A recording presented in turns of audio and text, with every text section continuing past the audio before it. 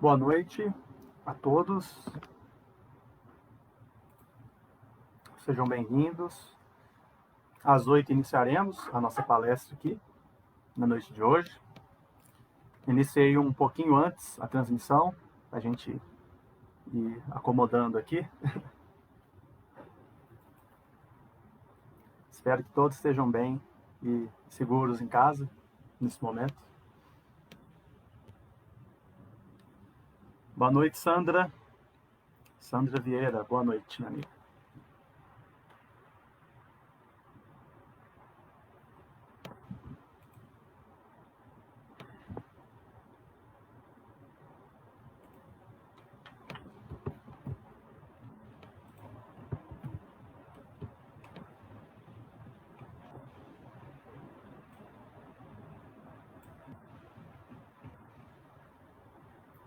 Boa noite, quem está chegando agora. Espero que estejam bem.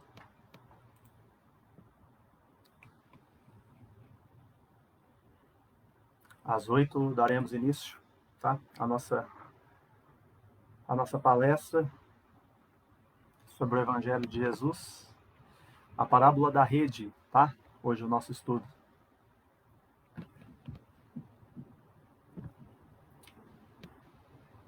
Gostaria antes de perguntar, todos estão me ouvindo bem? Se puderem dar um ok aí nos comentários. Boa noite, Tony, Ignata. Se puderem dar um ok aí com relação ao áudio, se está tudo certo.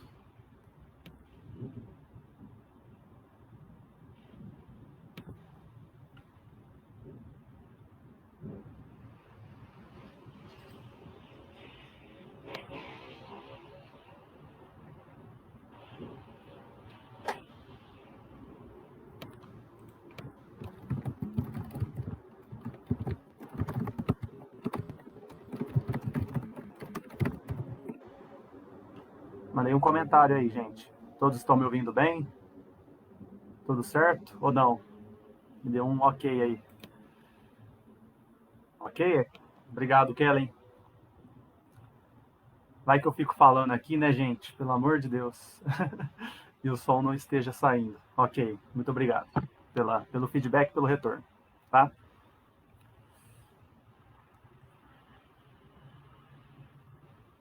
A quem está chegando agora, seja bem-vindo. Boa noite.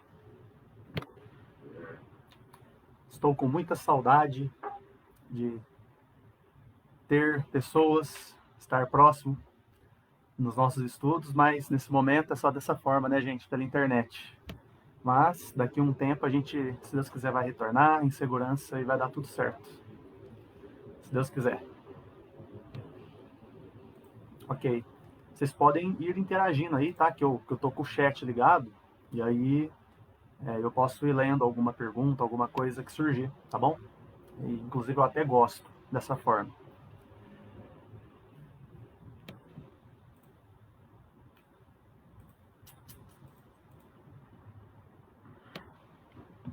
Pessoal, então deu 8 horas agora, que é o nosso horário. Nós vamos respeitar o horário de início, tá? E então, nesse momento, eu gostaria de convidar todos para elevar o nosso pensamento ao divino e amado Mestre Jesus e agradecer por mais esse dia, essa semana que se inicia. Para quem é de Uberlândia, hoje é o feriado aqui da cidade, né, aniversário da cidade. Que Jesus possa abençoar todos nós aqui, da população de Uberlândia, possam derramar suas bênçãos aqui, principalmente aos governantes, aquelas pessoas que estão à nossa frente, aí tomando decisões importantes, que possam ter a luz do discernimento, do amor do Cristo, para que possam tomar as melhores decisões sempre. Mas também a todas as pessoas que estão aqui nessa cidade e também já expandindo aquelas pessoas que não são de Uberlândia, mas que o amor do Cristo possa nos incendiar, que o amor do Cristo possa nascer e brotar dentro dos nossos corações cada vez mais, para que possamos ter bons pensamentos, termos boas ações, termos boas reflexões na noite de hoje, que nós possamos cada vez mais sentir esse amor do Pai, que nos ama infinitamente, e que com pouco de nós, conseguimos sentir um pouco desse amor. Que hoje o estudo do Evangelho, do Jesus, possa nos trazer essa força necessária, possa trazer essa chama no nosso coração. Principalmente nesse momento de dificuldade, esse momento de pandemia que todos nós estamos enfrentando. Que seja um momento de libertação espiritual, que seja um momento de descobrimento, de reinvenção, e que todos nós tenhamos a força e a coragem necessária para conseguir passar por essas adversidades. No mais, Pai, que seja feita sempre a Tua vontade, não a nossa, que ainda é muito imperfeita. Que assim seja. Pessoal, então, boa noite a todos que estão aqui. Gostaria de agradecer pela oportunidade aqui do NEP, o Núcleo Espírita Paulo Estevão, essa casa que eu gosto tanto, que eu conheço há alguns anos já, sou um trabalhador lá do NEP, Núcleo Espírita Paulo Estevão, e é um prazer imenso estar aqui novamente, poder trazer algumas das reflexões do Evangelho, poder trazer o ensinamento da doutrina espírita, principalmente com essa ótica da reforma íntima, essa ótica do descobrimento de si mesmo, né? Hoje, o nosso tema é um tema muito interessante, é um tema que está lá no Evangelho de Jesus, é uma parábola, tá? E nós vamos falar um pouco dessa parábola, vamos tentar entender o significado espiritual dessa parábola, tentar vasculhar o que o Cristo quis nos dizer. E o que é importante, antes de nós iniciarmos a nossa parábola em si, o nosso trecho do Evangelho em si, é nós tentarmos entender que as palavras de Jesus são palavras de vida eterna e entender verdadeiramente isso, tá? Não raro eu visito casas espíritas ou grupos espíritas, né? Que também em cidades e em outras cidades também. Eu sou do interior de São Paulo, minha cidade é de Pitangueiras, mas eu estou aqui em Berlândia há 6 anos praticamente, 6, 7 anos, mas minha família é de lá. E aí quando eu retorno para lá, eu visito as casas espíritas e eu encontro muitas pessoas bem resistentes em relação ao Evangelho de Jesus. Nós estudamos a doutrina espírita, só que muitas vezes o espírita ele não tem o interesse de conhecer o Evangelho de Jesus, né? Então, conhecer as cartas de Paulo, conhecer os Atos dos Apóstolos, né? Conhecer as minúcias, né? E nós sabemos que no Evangelho segundo o Espiritismo, que é o livro ao qual Kardec e os espíritos nos explicam, né? Muitas partes do Evangelho, explica muitos trechos, né? Faz uma exegese lá para a gente, traz muito significado para a gente. Nós sabemos que esse livro é um livro maravilhoso, é um livro que traz tanto consolo para nós, só que o Evangelho tem mais passagens, né? E o Kardec mesmo disse para a gente vasculhar, aprender com a doutrina espírita e retornar ao Evangelho e pegar as outras partes, né? Tentar trazer essa luz também a outras parábolas que não foram colocadas lá no Evangelho segundo o Espiritismo, outras partes, né? Porque não daria tempo de pegar o Evangelho todo e trazer a mensagem. Imagina o tamanho do livro que seria o Evangelho segundo o Espiritismo se nós tivéssemos feito isso com todas as passagens, né? Então não daria. E o Kardec escolheu, junto com os espíritos, né, alguns trechos, e nós temos o Evangelho segundo o Espiritismo. Mas há uma riqueza de ensinamentos lá na obra, né? No Evangelho de Mateus, no Evangelho de Marcos, de Lucas, de João, as cartas de Paulo, as cartas dos outros apóstolos também que nós temos, em Atos dos Apóstolos, né? Quando às vezes a gente quer entender um pouco mais do Evangelho e a gente vai mergulhar no Antigo Testamento, então conhecemos algumas partes para tentar entender a cultura daquele povo, para tentar entender o que Jesus quis dizer naquela parábola, né? O que Jesus quis dizer naquela palavra que ele disse. E quando a gente consegue aprofundar, quando a gente consegue entender o que Jesus disse com maior profundidade, a gente consegue a cura que tanto precisamos no nosso espírito. A gente consegue o discernimento, o ensinamento que nós estamos precisando nesse momento. Então, o Evangelho é esse oásis, né, que nós buscamos, essa água pura, para que possamos fazer a reforma íntima, né, que é o objetivo de nós. Nós sabemos aqui que a doutrina espírita tem por objetivo formar homens e mulheres de bem. E nós não estamos aqui para formar pessoas que serão gênios da literatura espírita, leu todas as obras de Chico Xavier, leu todas as obras de Allan Kardec, todas de Leon Denis, né? Um literato. A gente sabe que isso é importante para todos nós, isso aí é um recurso infinitamente valoroso, um recurso muito importante para que façamos o que é o principal, que é a reforma íntima, né? Então, tudo isso que a gente faz aqui é para mergulhar dentro de nós mesmos e conseguirmos entender nossos processos, conseguirmos entender nossas imperfeições, de certa forma colocar um pouco de visibilidade às nossas sombras interiores, né? Que são tantas e tantas e tantas. Passar pelo esse processo de aceitação e aí angariar e avançar cada vez mais no conhecimento de si mesmo. Porque aí dessa forma, quando nós conhecermos as nossas fraquezas, conhecermos o que somos, aí começa a nossa fortaleza, né? Paulo fala muito isso em suas cartas, né? Que o que o deixa forte é conhecer e saber as suas fraquezas, saber que é um pecador, saber o que há dentro de si. E a partir do momento que você sabe isso, você busca de verdade, verdadeiramente, né? Esse processo de transformação. Então, vamos iniciar o nosso estudo de hoje. E isso é muito importante, esse início, que eu gosto sempre de trazer, para que nós possamos de verdade olhar com um olhar sincero para o Evangelho, para as passagens, né, que nós possamos ter essa curiosidade e tudo mais. Gostaria de lembrar, nesse início do estudo, o Livro dos Espíritos, lá na questão 619, quando Allan Kardec vai nos falar a respeito do conhecimento da lei natural. E ele faz a seguinte pergunta aos espíritos, né? Deus proporcionou aos homens os meios de conhecerem a sua lei. Então nós sabemos que existem as leis de Deus, né? Até esse momento do livro. Deus criou as suas leis, nós estamos imersos nas suas leis. E o Kardec faz a pergunta, Deus proporcionou a todos nós, né, os meios de conhecermos a sua lei? E os espíritos respondem de uma forma contundente. Todos podem conhecê-la. Conhecer o quê? A lei de Deus. Todos podem conhecê-la, mas nem todos a compreendem. Então, nem todo compreende, mas todo mundo pode conhecer. Os espíritos continuam.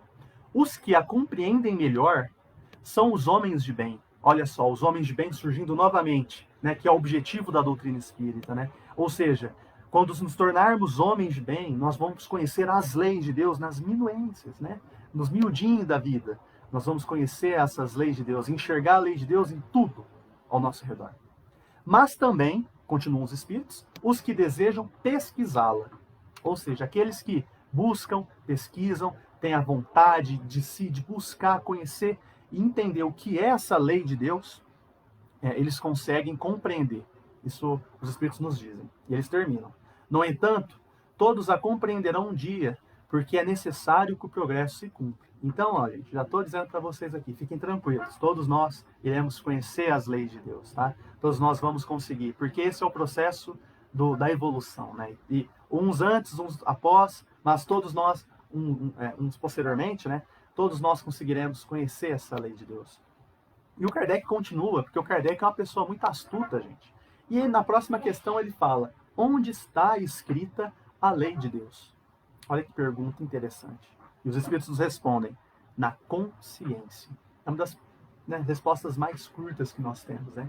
Então, se existe uma lei, que é a lei de Deus, né, e que todos podem conhecê-la, né, os que melhor a compreendem são os homens de bem, ok. E aqueles que desejam pesquisar, o Kardec pensou, eu quero pesquisar, eu sou um pesquisador.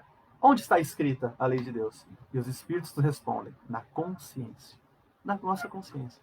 É ali que está escrita a lei de Deus. Na nossa consciência. A consciência que ela é a expressão máxima do nosso espírito, né? Então é no estudo de nós mesmos, é lá que nós vamos ver grafados o que é a lei de Deus, né? Porque o espírito, nós temos que lembrar e conectar os ensinamentos, os espíritos nós somos, né, os espíritos, são uma potência da natureza. Nós somos a natureza e nós somos a própria lei de Deus, tá? Em nós há grafado todas essas leis de Deus. E o que é interessante, né? Se fôssemos perguntar, e essa pergunta ela é bem interessante mesmo, porque se nós fôssemos perguntar para qualquer religioso, inclusive para o espírita às vezes, né? Onde está a lei de Deus? E como que nós responderíamos, né? Ah, lá eu acho que está escrito lá no livro dos Espíritos a lei de Deus, né? É o que os Espíritos nos ensinaram. Se a gente pergunta para um evangélico, né, para alguém que tem a religião protestante, eles vão falar, está na Bíblia, né? Ou qualquer cristão, católico, vão falar, está lá na Bíblia. Para o muçulmano, eles falariam o Alcorão. Para o judeu, a Torá, né? Mas não, os Espíritos vêm nos dizer que a lei de Deus está na nossa consciência, está no estudo de nós mesmos. Quando nós estudamos a nós mesmos, nós entramos em contato com o que seja a lei de Deus e nós entendemos os propósitos, os porquês da nossa vida. Então essa tem que ser a tendência sempre. E aí, o Kardec faz uma nova pergunta. Uma vez que o homem traz em sua consciência a lei de Deus, que necessidade tem ela que seja revelada? Então, se está na nossa consciência, por que que há necessidade de se revelar essa lei de Deus? E os Espíritos nos respondem, ele a teria esquecido ou desprezado. Olha só, o homem a tem esquecido e desprezado. Deus quis que lhe fosse lembrada. Olha só, Deus quis que ela lhe fosse lembrada. E é por isso que de tempo em tempo Deus envia seus missionários, né? Entre eles o próprio Cristo, né? Jesus, que veio trazer a mensagem dele, né? A mensagem que ele é aquela pessoa que está vinculada totalmente já à lei de Deus, o Cristo. E ele vem trazer principalmente um grande lembrete para que nós olhemos para nós mesmos, porque é ali que está a lei de Deus, e é esse estudo de nós mesmos, esse estudo da busca interior, é nesse processo que nós entraremos em contato com a nossa essência espiritual, com o que nós somos verdadeiramente, e aí nós começamos a iniciar esse processo do reino de Deus dentro da gente. Então, olha que coisa interessante, né? Deus enviou o seu Filho, que é o próprio Cristo, para lembrar da gente a respeito da lei de Deus. E lembrar o quê? Lembrar que ela está dentro de nós. Por que que eu fiz toda essa introdução para a gente aqui? Para a gente chegar num ponto crucial. Estudar o Evangelho, que é estudar a vida do Cristo, nada mais é do que estudar a nós mesmos, tá? Isso é muito importante. Estudar o Evangelho nunca pode ser estudar um livro, estudar somente a letra. Por isso que nós temos que buscar a essência espiritual. Por isso que nós temos que buscar entender o que isso quer dizer para mim, né? Porque nós temos que as palavras do Cristo são palavras de vida eterna. Então ela servirá para mim nesse momento, mas ela servirá também amanhã, ela servirá para daqui 100 anos, para 200 anos, e de outras formas, né? A gente gosta de brincar nos estudos do Evangelho, que nós participamos. Às quartas-feiras, fica até o convite, que é o EMEG, é o Estudo Minucioso do Evangelho de Jesus. Toda quarta-feira, das 7h30 às 9h, nós estudamos. E nós falamos bastante no nosso grupo de estudo que o Evangelho é como se fosse uma cebola. E a cebola ela tem várias camadas, né? E aí nós vamos, a partir das ferramentas que nós temos no momento, tentando tirar essas camadas, né?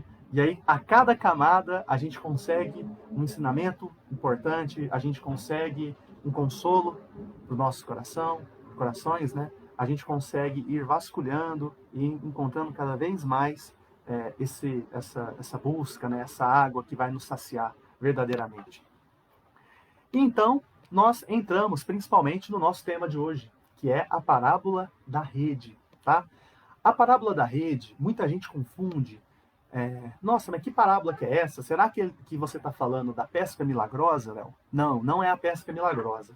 É muito interessante isso, porque a pesca milagrosa, ela aparece no Evangelho de Lucas, tá? Lá no capítulo 5, e nós encontraremos, né, o nome dessa passagem nem como a pesca milagrosa. Encontramos como os primeiros 4 discípulos, né, que é o encontro de Jesus com Pedro, com Tiago, João e com André. E é aquela famosa passagem, né, que Pedro está tentando pescar a noite inteira e não consegue. E aí Jesus aparece e pede para pescar junto com eles. E aí Jesus direciona a rede para o outro lado. Fala, Pedro, joga para lá. E aí Pedro consegue vários, né, quando ele mudou a direção, a partir do comando do Cristo, né, ele consegue trazer muitos peixes. Essa é a famosa pesca milagrosa. É o primeiro contato de Jesus com Pedro, tá? Mas não é essa passagem que nós vamos estudar. Essa passagem aqui já é uma parábola que ele contou posteriormente, tá? E ela se chama Parábola da Rede. Qualquer dia, a próxima vez, a gente vem aqui e estuda só isoladamente a pesca milagrosa. Mas aqui não. Aonde se encontra essa parábola que nós falaremos hoje, tá? Ela encontra, qualquer pessoa pode pegar, lá no capítulo 13 do Evangelho de Mateus. É engraçado esse capítulo 13, ele é muito importante, porque lá nós encontramos 7 parábolas. A parábola do semeador, e Jesus conta assim, de forma consequencial. A parábola do semeador, depois ele conta a parábola do joio e do trigo, e ele até explica posteriormente a parábola do joio e do trigo lá, a parábola do grão de mostarda, a parábola do fermento, a parábola do tesouro escondido e da pérola, né? A parábola da pérola. E aí, por último, a 7ª parábola, Jesus fala essa, que só tem 2 versículos, que é a parábola da rede. E ela tem tudo a ver com esse processo de reforma íntima, ela tem tudo a ver com esse processo de autodescobrimento, né? E essas parábolas, elas são conhecidas como as parábolas do reino dos céus. Porque Jesus vai comparar o reino dos céus é semelhante, aí ele vai falar de um homem, de um semeador que saiu a semear. Aí Jesus depois fala, porque o reino dos céus é semelhante a um homem, né? Vai falar do joio do trigo, é semelhante ao grão da mostarda, é semelhante ao fermento. Então, essas parábolas, elas são conhecidas como as parábolas do reino, né? Porque Jesus vai trazer uma comparação do que é o reino de Deus, o reino dos céus, com algo palpável para o pessoal que estava, né, encarnado naquela época, ouvindo. Só que Jesus, gente, ele é muito esperto, gente. A gente tem que ter essa perspicácia quando a gente fala de Jesus. Porque quando Jesus fala algo, ele não fala só para aquele povo, para aquela época. Ele está falando para todo mundo, né? E o que seria, ele está tentando explicar o que seria esse reino dos céus, né? E nós temos lá no livro Boa Nova, no capítulo As Primeiras Pregações, né? No início lá do livro Boa Nova, psicografia de Francisco Cândido Xavier, pelo Espírito Humberto de Campos, que Jesus vem falar num diálogo com, eu esqueci o nome, gente, agora de quem que Jesus estava conversando lá, mas já eu lembro e eu falo aqui para vocês. Mas Jesus fala que o reino dos céus é a obra divina no coração do homem, né? E quantas vezes nós buscamos o reino dos céus nas coisas do mundo, mas Jesus já nos disse, né, e a gente encontra nas obras, que o reino dos céus nada mais é do que a obra divina no coração do homem, né? Não é algo externo, é algo interior. E aí ele vai comparar esse reino dos céus, que é a obra divina no coração do homem, com alguma coisa que nós temos na natureza e tudo mais, né? Que é esse estado de espírito, esse autodescobrimento. E nós temos, eu vou ler aqui para todos nós agora, a parábola da rede, tá? Jesus diz o seguinte, está registrado lá em Mateus. Novamente, o reino dos céus é semelhante a uma rede lançada ao mar, que recolheu todo gênero de peixe. Quando ficou cheio da praia e de se sentarem, recolheram os bons em recipientes e os deteriorados jogaram fora. E acaba a parábola. Olha que parábola curta, mas que parábola rica de ensinamentos, de símbolos, de aprendizado. E a gente vai detalhar aqui agora. Vou ler novamente. O reino dos céus é semelhante a uma rede lançada ao mar, que recolheu todo gênero de peixe. Quando ficou cheia, depois de a puxarem para a praia e de se sentarem, recolheram os bons o quê? Os bons peixes em recipientes, e os deteriorados jogaram fora, tá? Então, vamos tentar entender. Nossa, mas parece que eu não entendi, Léo. Tá muito difícil essa parábola. Nossa senhora, tá curta, mas quando é curta assim, parece que é mais difícil de entender. Calma. É o seguinte, Jesus está comparando o reino de Deus, né? Essa obra divina no coração do homem, como um pescador, que ele está lá na praia, né? E aí ele joga uma rede no mar.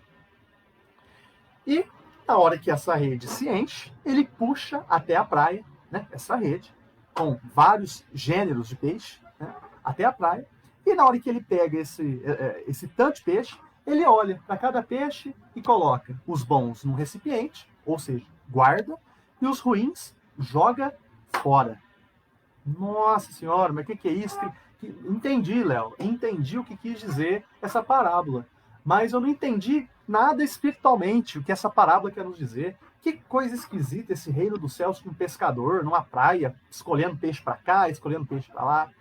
Vamos lá, gente. Vamos seguir o conselho de Allan Kardec, lá no livro A Gênese, quando ele fala o seguinte: quando a gente quiser entender um pouco mais profundamente o Evangelho, mergulhe na cultura daquele povo.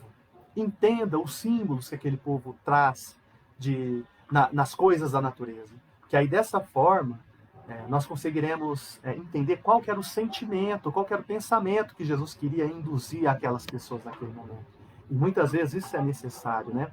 Engraçado é porque essa figura do mar, do peixe, da rede, ela é muito presente. A gente tem a primeira pesca milagrosa, que eu narrei para vocês agora há pouco, que foi o encontro de Jesus com Pedro. A gente tem a segunda pesca milagrosa, que ela acontece no final, quando Jesus já havia sido crucificado, e Jesus reaparece a 7 discípulos. Está lá em João, capítulo 21, olha só, João, capítulo 21, a segunda pesca milagrosa, vocês podem conferir lá depois. Nós temos também a tempestade acalmada, que de toda forma tem o mar ali, tem o barco, e temos essa passagem cheia de símbolos. Temos que Jesus caminha sobre as águas numa outra passagem, né, junto com... E aí Pedro tenta também caminhar. Então, é muito rico, né? É muito rica esse elemento do mar, do barco, do pescador, né? Na literatura evangélica. E, nossa, como que a gente vai fazer agora para entender isso, né? Existem alguns caminhos que nós podemos levar a partir desse momento de dificuldade. Existem alguns livros que se chamam dicionários bíblicos. E um deles, que é do Wycliffe, é esse autor, a gente encontra até na internet esse dicionário bíblico. É um estudo de séculos de pesquisadores, né, que eles conhecem as minuências, assim, né, os detalhes da cultura do povo hebreu. E lá eles trazem alguns comentários a respeito dessa passagem e a respeito, inclusive, de alguns elementos da cultura do povo. Olha que coisa interessante. Mar, o povo hebreu, tinha um significado diferente do que somente mar.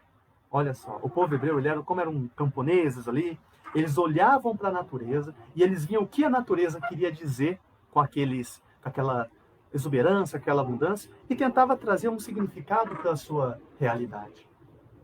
E com o mar não era diferente. Está narrado para a gente que o mar, o povo hebreu, representava sentimento. Nossa, como assim sentimento? Mar significa sentimento? É o seguinte, gente.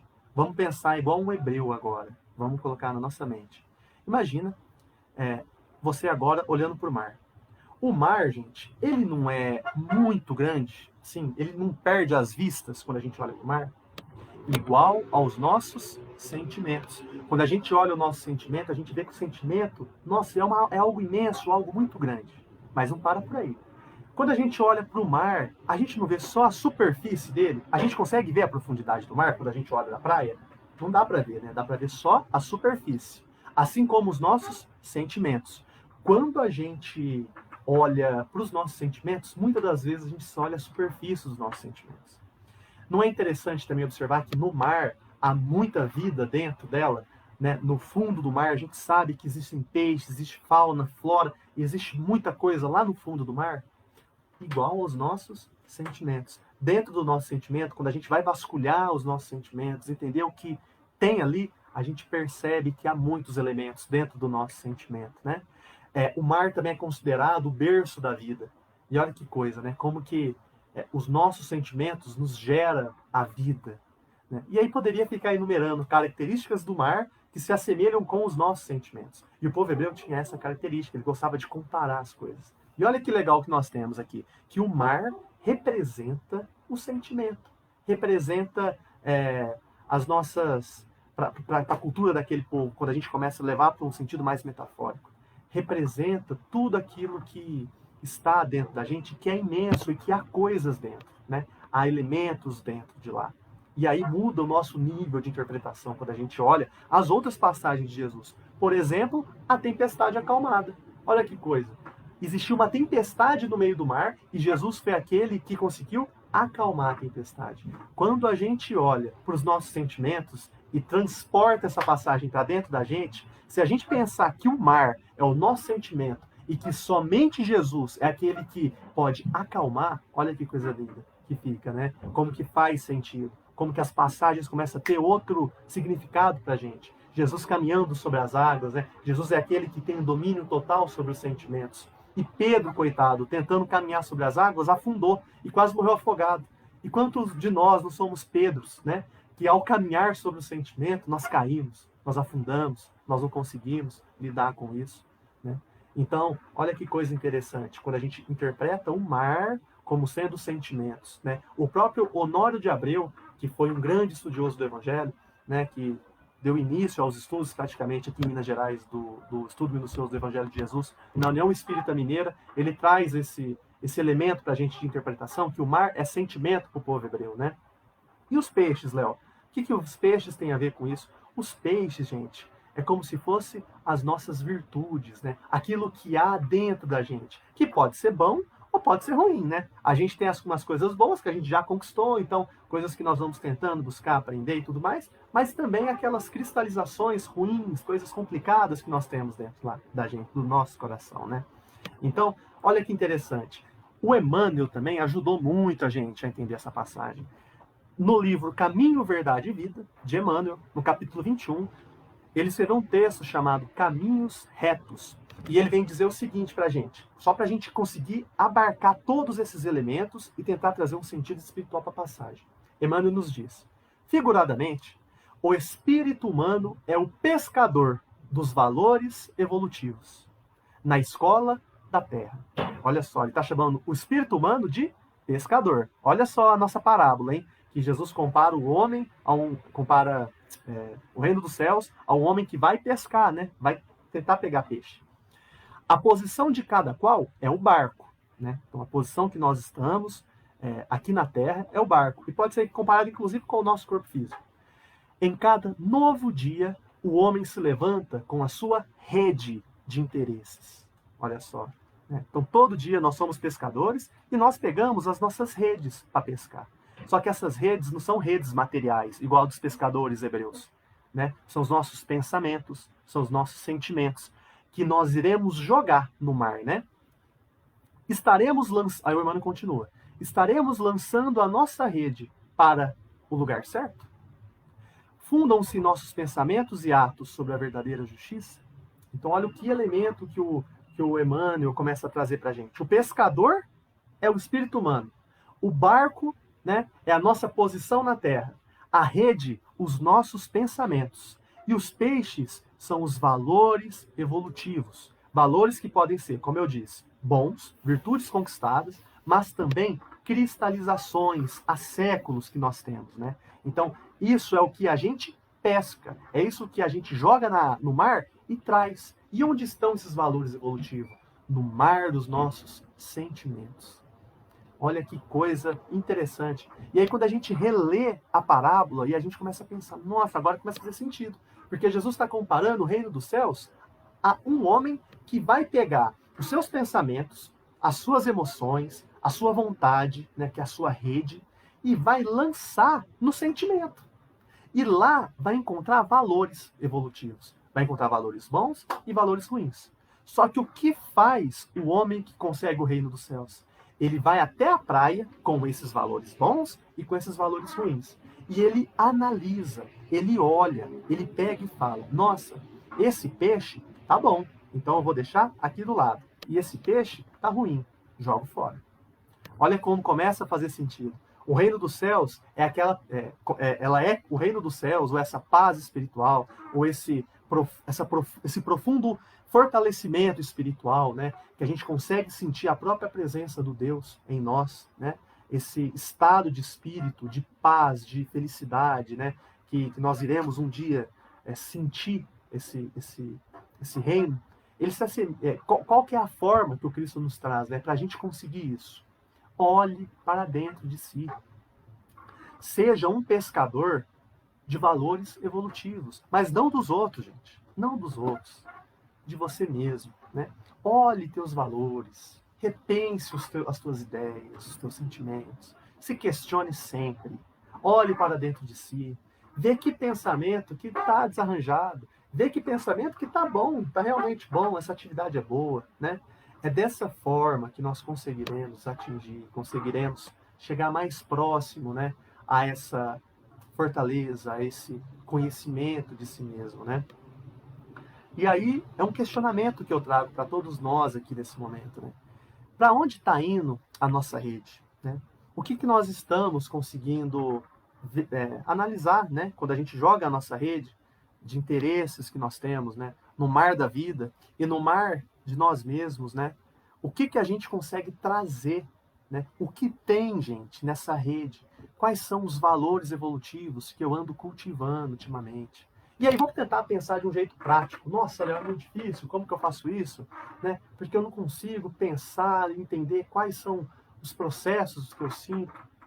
Gente, é difícil mesmo, tá? Eu seria muito irresponsável se eu tivesse aqui nessa posição agora e entregasse uma receita de bolo para cada um. Falar assim, ó, é dessa forma, viu, que consegue, que se você fizer vai dar certo. Porque cada um aqui tem uma experiência intrínseca, né, relacionada com traumas, com virtudes conquistadas, né?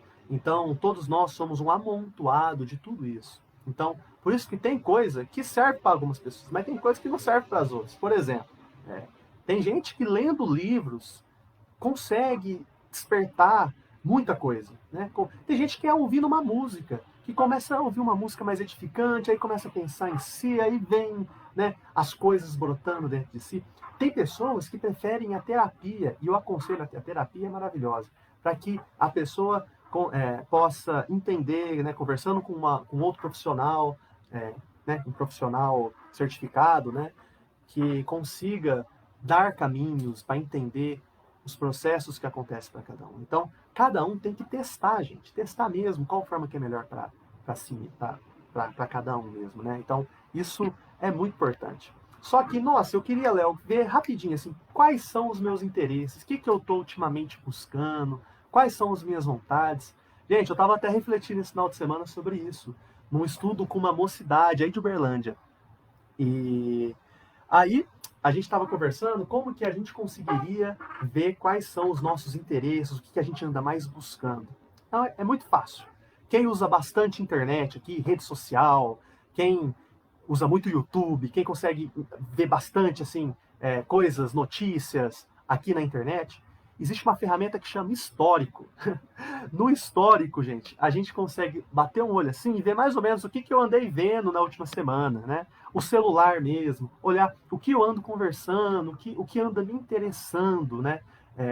Nas redes sociais, né? Quais são as coisas que eu mais vejo, que eu mais analiso. Isso é uma ferramenta, isso é uma forma de olhar para onde eu estou lançando a minha rede, né? Para onde eu estou lançando os meus pensamentos, os meus sentimentos, o que eu estou consumindo, né? Quanto tempo eu estou destinando a mim mesmo, né? Será que eu estou separando 5 minutinhos do meu dia para entender, fazer uma higiene espiritual, uma higiene dos meus pensamentos, entender o que acontece comigo, por que eu sinto isso, por que eu não sinto aquilo, né? Como que eu ando lidando com essas situações? Isso é algo muito importante. E eu gostaria de concluir aqui, que nós estamos nos últimos 5 minutos, né? Que essa passagem, ela vem trazer principalmente vem trazer principalmente um grande chamado a todos nós a olhar para dentro de si mesmo, né? Olhar para os nossos peixes, como na parábola, né? Que traz o homem que vem para a praia e analisa os peixes bons e ruins, né? E eu faço uma proposta para todos nós, né? Estamos olhando para dentro da gente, estamos vendo o que temos de bom, o que nós não temos de bom, estamos tentando olhar com carinho para esses processos e para tudo isso. E nós temos a questão 919, que eu acho que aquela resposta do Santo Agostinho na questão 919 do Livro dos Espíritos, para mim, gente, é uma explicação dessa parábola. Parece que o Santo Agostinho pegou essa parábola e descreveu ela assim na resposta, porque ela encaixa tão perfeitamente ao nosso estudo de hoje. Qual que é essa questão, Léo? Vou ler aqui para vocês, gente. Fica tranquilo. Não conheço. Vamos lá. 919. Qual o meio prático mais eficaz que tem o homem de se melhorar nessa vida e resistir à atração do mal? Os Espíritos respondem: um sábio da antiguidade já vos disse, conhece-te a ti mesmo. Essa passagem é famosa, né? Essa pergunta, conhece-te a ti mesmo. Então, esse é o meio prático mais eficaz que o homem tem de se melhorar nessa vida. É conhecer a si mesmo.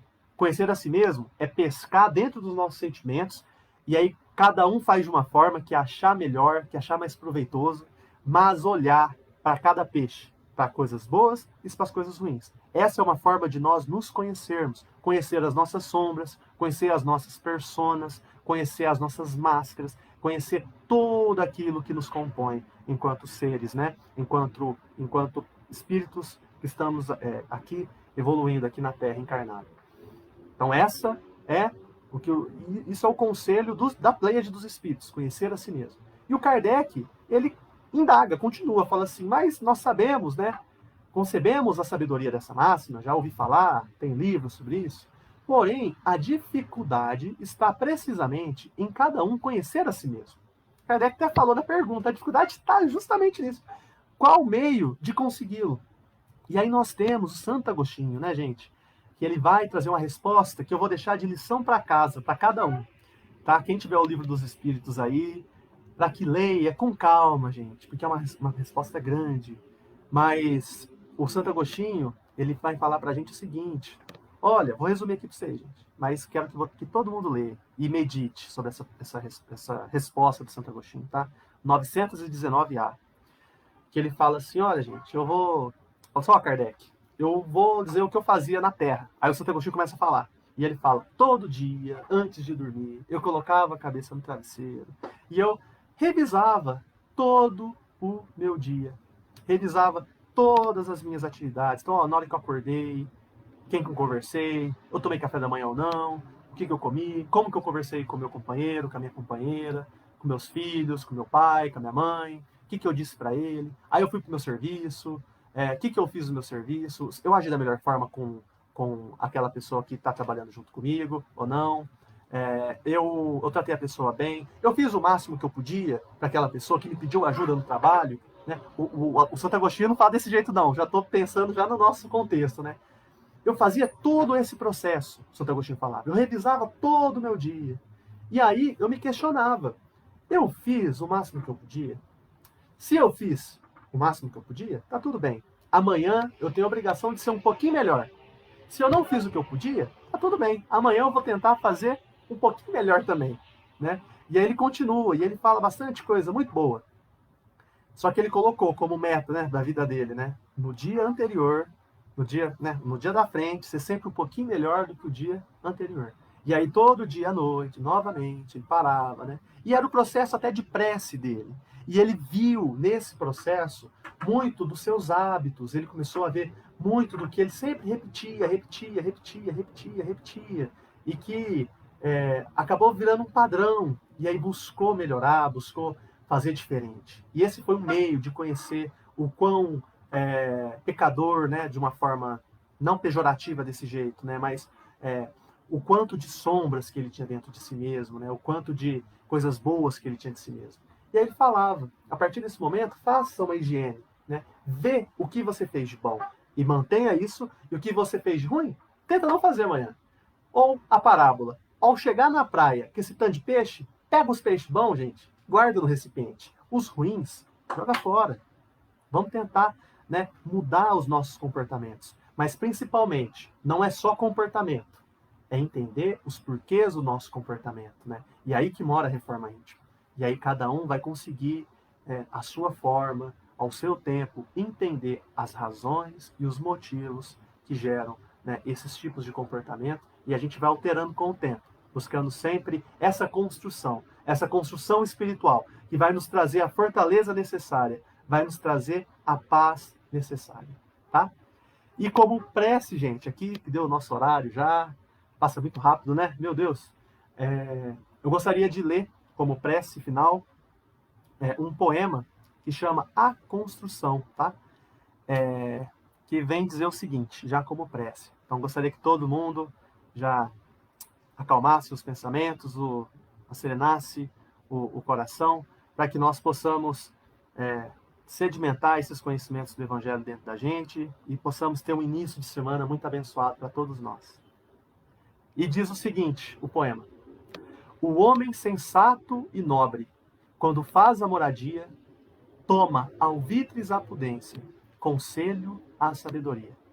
Primeiramente examina o local, a posição e edifica os alicerces devidos à construção. Não se cansa de escutar as vozes da sensatez, que sugerem vigilância e induz e induzem à solidez. Muito antes da parede, da janela, do portal, reflete fazendo contas, escolhe o material. Raciocina por si mesmo, não perde ponderações.